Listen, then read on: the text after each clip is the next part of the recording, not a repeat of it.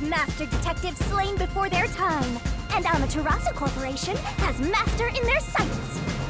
Truth bombs are about to be dropped. Time for the Deduction Denouement! The incident unfolded aboard the Amaterasu Express, which was on its way to Kanaiwar. I rushed onto the train as it was about to depart. At that time, the train was made up of 5 cars. All because you were fast asleep in the lost and found, Master. If you'd kept snoozing, the case would never be solved. When the train started moving, it was only 4 cars long. The 5th and final one was left at the station. And so, the culprit scheme had already begun. Meaning Amaterasu Corporation was involved from the get-go. On the train, the master detectives were gathered together in Car 2. That was the dining car. And the culprit had already mixed a knockout drug into every drink there. I bet the culprit was the first person on the train, so they could prepare in advance and wait for everybody else.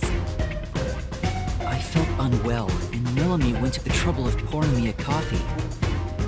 But after drinking it, I started to feel drowsy.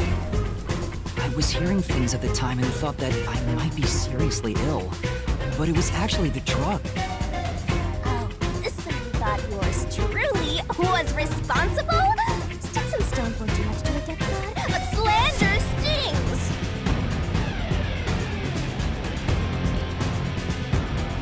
The culprit sent me off to Car 1 in order to frame me as the killer. I'm sure the culprit didn't expect you to get sick, Master, but since you look like a super easy target, they probably changed their plan and went after you instead. Once I'd left, the other master detectives must have fallen asleep because of the drugged drinks. The culprit then burned everyone to death, setting all those master detectives on fire on purpose. What a psycho! This was when the culprit put their plan to frame me into motion. First, they carried Aphex's charred corpse to the infirmary in Car 1. The very first body we found. Then, they deliberately left a fire extinguisher near the restroom I was sleeping in. This was done to prompt me into smashing the door later. Gotta have someone get inside somehow, or else nobody would find the body.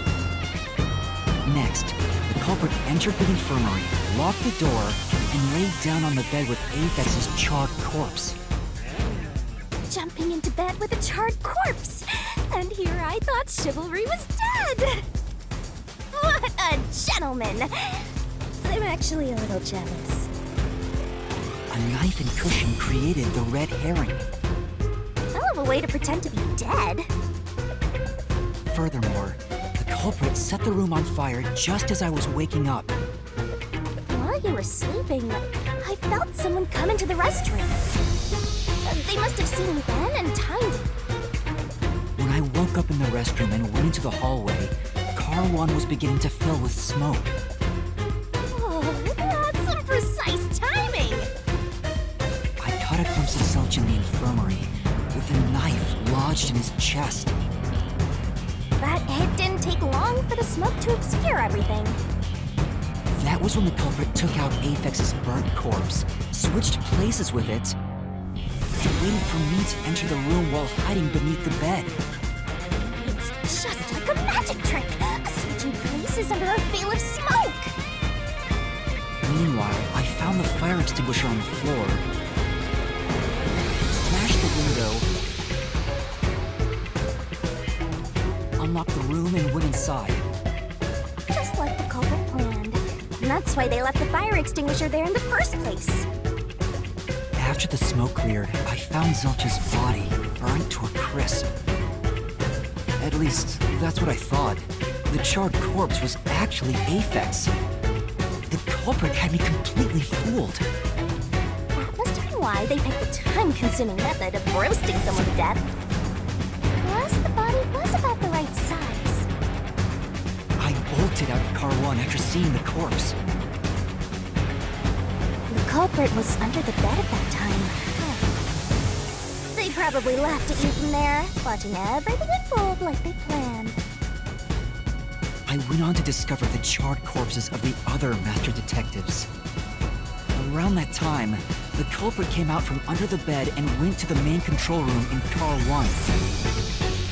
Controlling the train from there, they detached Car 1. That caused the blackout and shaking, and the power source was switched over to the backup system. So when the train shook, was there or was there not jiggling in the bells? Take a guess. While the detached Car 1 was running on a separate track, the culprit went to work, preparing to disguise Car 1 as Car 5. What about the jiggling? First, Apex's corpse was carried to the corridor, and the necklace removed earlier was placed back on. Then the Car 1 number plate was burned so that it couldn't be properly identified. With everything in place, the culprit went into the main control room, locked the door, and waited for the train cars to reconnect. Well, this time, the culprit was riding in Car 1 on the other track, right? Yeah, the train, which was only cars 2, 3, and 4 at the time, remained on course. Since we were in a tunnel, I didn't even realize Car 1 was moving alongside us. The train we were on went through the tunnel with only 3 cars. When it came out of the tunnel, the car with the culprit in it attached to Car 4.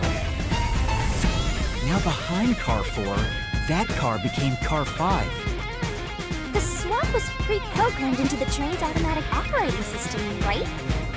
Technology sure is convenient. The culprit, riding in Car 1, attached it to the back of Car 4. That caused more shaking, but there was no blackout this time because the power supply stayed the same. Additional shaking occurred inside my blouse, but the power stayed on. After that, I mistook Car 1 for Car 5 and walked right in.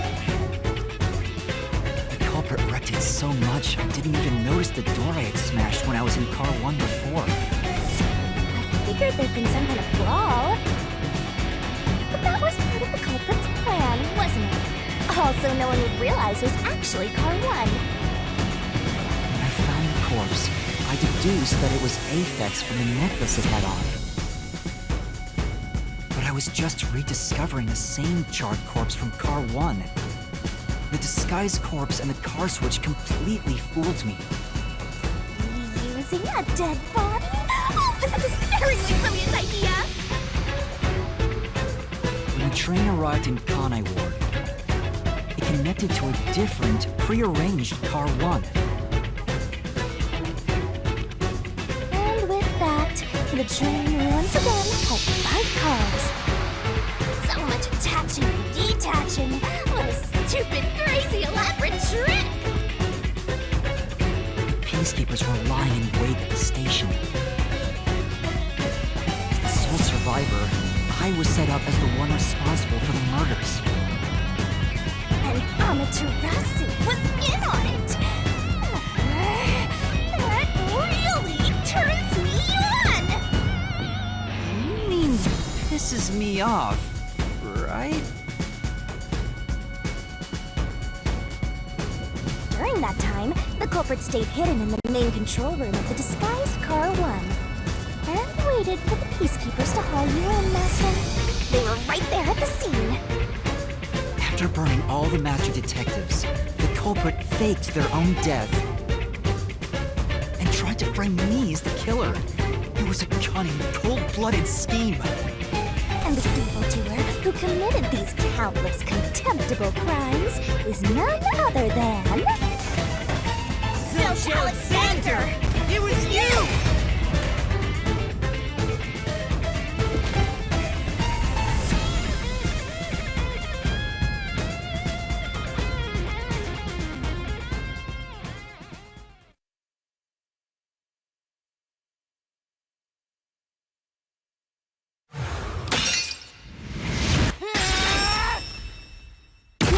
truth I've uncovered!